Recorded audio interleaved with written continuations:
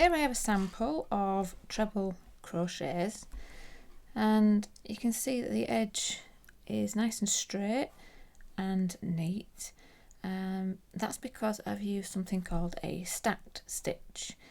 Now, as the name suggests, what you're doing is stacking double crochets on top of each other until they reach the height of the stitches you are working with. So for a treble crochet, that would be 2 double crochets stacked on top of each other. Now normally you might use a turning chain or something like that, but that will often create like these little loops and bumps at the side. So what we're trying to get is a kind of more uniform edge.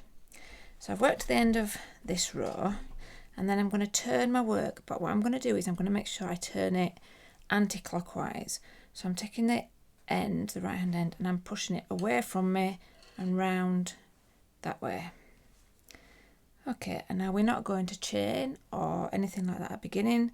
We're just going to pop our hook straight into that first stitch. Now it can be a little bit tricky because obviously the yarn is coming out of the front, so we just need to get underneath that yarn, put the hook through and do a normal double crochet. Okay, now if you look at the double crochet, you will see what we call the legs. So there's 2 legs here, one more visible at the side and then one that's kind of slightly hidden here, and we're going to work into this leg here. So it's the one on the left hand side. So what we're going to do is we're going to do another double crochet through this left leg. So if you take your hook, and we're taking it from right to left into that left leg, and we're just going to yarn over, pull through, and yarn over and pull through 2, and that is our stacked treble. And then you just carry along the row as normal.